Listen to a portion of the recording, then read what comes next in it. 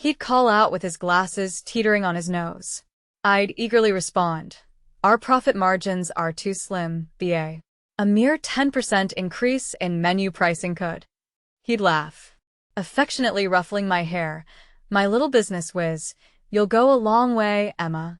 Those formative years taught me everything about commerce, customer relations, and the art of perception.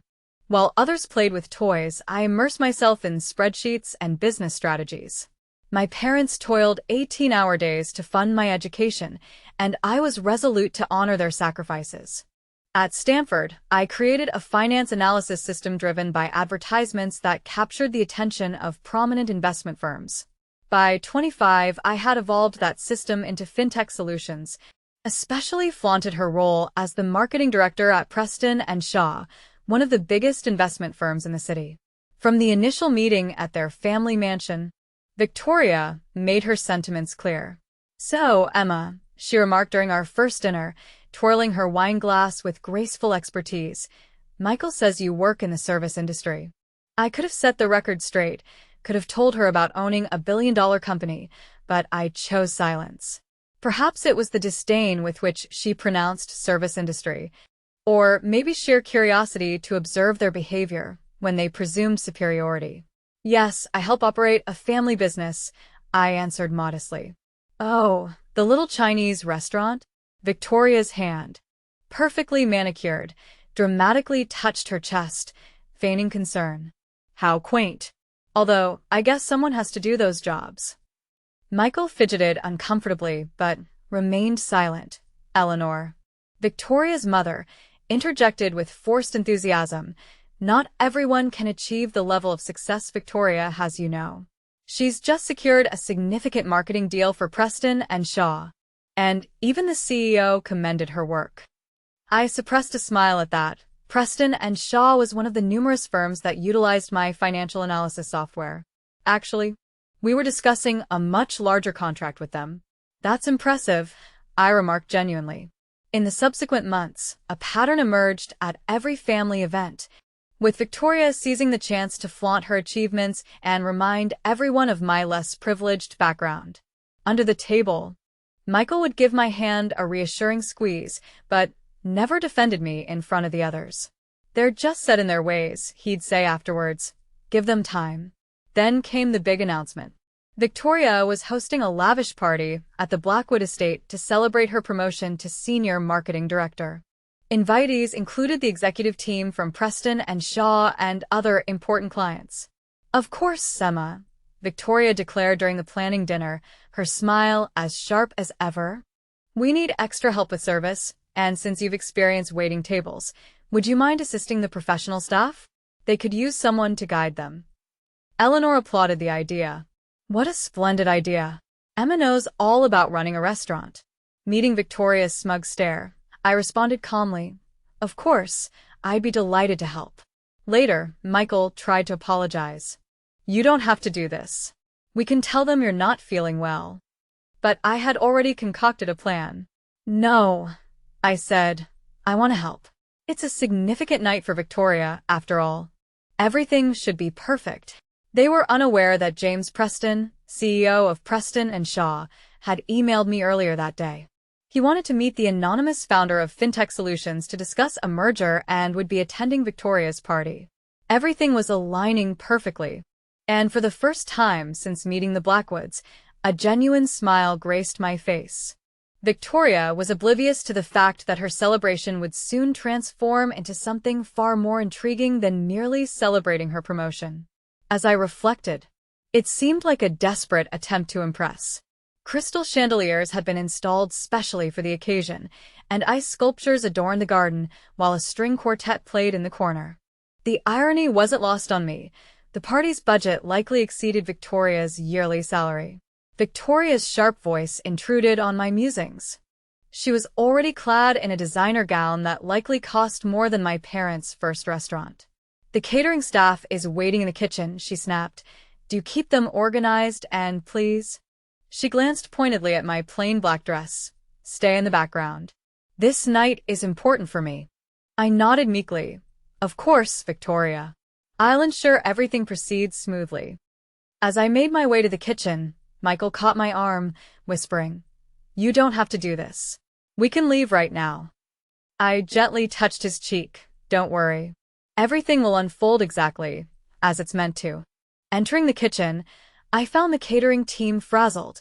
Victoria had apparently come through earlier, issuing last-minute demands. One young server, Mrs. Chin, Miss Blackwood, visibly anxious, approached me about serving champagne exactly at 85 for her speech. She also wanted continuous service, but we were understaffed. I continued serving as more executives from Preston and Shaw arrived. James Preston himself was expected at 8 p.m., right before Victoria's major speech. At 7:55, my phone buzzed with a text from my CFO. "Everything's ready, document signed. You're set to go." I smiled. It was perfect timing. Victoria was getting increasingly tipsy. "We're so honored you could join us," she exclaimed. James Preston, commanding in his perfectly tailored suit, surveyed the room and his gaze landed on me. A brief look of confusion passing over his face. Misinterpreting, Victoria hurried to explain, "Oh, don't bother with her. She's my brother's wife, just assisting with service." "Now, "Let me show you the outstanding marketing presentation I prepared." James interrupted, still focused on me. "Isn't that?" Handing off my tray to a waiter nearby, I approached. Victoria's embarrassment was apparent. "Emma, please, Mr. Preston doesn't need a drink right now. Return to the kitchen where you belong." Calmly, I greeted, "Hello, James. Thank you for coming tonight." The color drained from Victoria's face as James smiled broadly. "Mrs. Chun, I didn't expect to find you serving drinks at your own event." Victoria." Her voice a pitch higher, stammered, "Well, yes." James continued, "Considering FinTech Solutions just acquired a controlling interest in Preston and Shaw, I thought this gathering was to announce the merger." He turned to me, "Or were you planning to keep it under wraps for now?" The room fell silent. Even the string quartet ceased playing.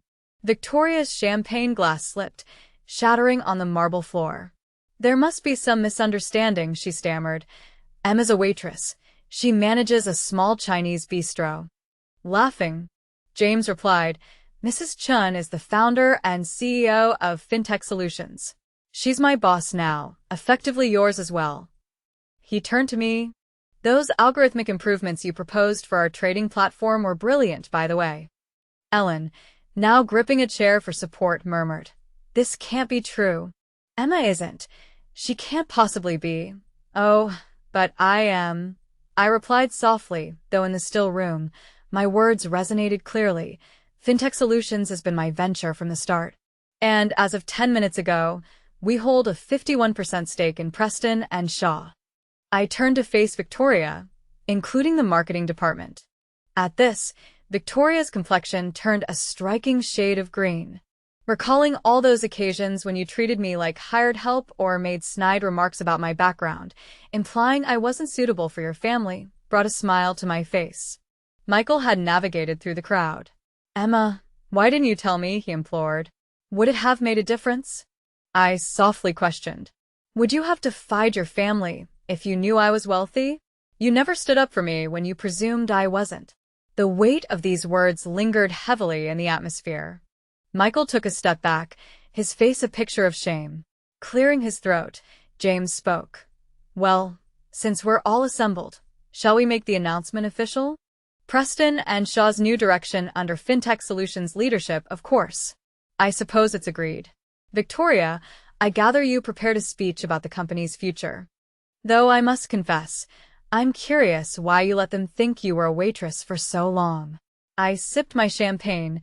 "Sometimes, people show you their true colors when they consider you beneath them." He nodded wisely. "Well, their loss is our gain. I'm looking forward to working with you properly this time." As the party reached its close, Victoria reappeared, her makeup meticulously retouched, though her composure still fragile. She marched straight up to me. "You humiliated me," she hissed, "in front of everyone who matters in my professional life." "No, Victoria," I replied with calm. "You humiliated yourself. I simply provided the witness to it." "I'll resign. I won't work for you." "That's your choice. I responded, but before deciding, you should know that every major firm in the city is aware of tonight's events. Your reputation for looking down on service workers while unknowingly insulting your CEO won't aid your job search. She deflated slightly, the reality setting in. What do you want from me? I want you to learn from this, I answered. Starting Monday, you'll work with our community outreach program. We're partnering with several local restaurants and small businesses to offer financial technology support. You'll report directly to my mother. Your mother? Victoria asked, bewildered. Yes. She still manages the family restaurant by choice, not necessity. She'll supervise our small business initiative. You'll learn much about real business acumen from her. And that's the point, isn't it? I replied. You thought I was beneath you. I wasn't considered good enough, because I was poor. Now that my wealth is known, you're eager to converse. Mr. Blackwood surprised everyone by stepping forward and said, Eleanor, she's right. We've acted disgracefully. He turned to me. I've watched as this family's principles have eroded into something unrecognizable. Perhaps this wake-up call was necessary. As the room cleared, leaving only the family, Michael quietly approached. Why didn't you tell me? He asked. I wanted to, repeatedly, but whenever your family belittled me, you remained silent. I realized that if you couldn't respect me as a waitress, you didn't deserve to know me as a CEO. I love you, he uttered desperately. Love without respect isn't sufficient, Michael. Each time you allowed your family to treat me with contempt, it became clear what our marriage meant to you. I can change, now that I know you're wealthy, he pleaded. That's not really change, Michael, just adapting your behavior to your advantage. I replied, placing my wedding ring on the table. I filed for divorce last week. My lawyers will be in touch. I have a meeting scheduled with the Preston and SHA board tomorrow. Victoria. It topples in the first storm. Helping them tidy up for the night, I reflected on my journey. The little girl who once counted coins at this counter now counted her wealth in billions. Yet, the most valuable lessons weren't about money. They were about respect, integrity, and having the courage to stand up for oneself. 6 months later, Victoria had grown under my mother's guidance, finding a genuine drive to help small businesses thrive.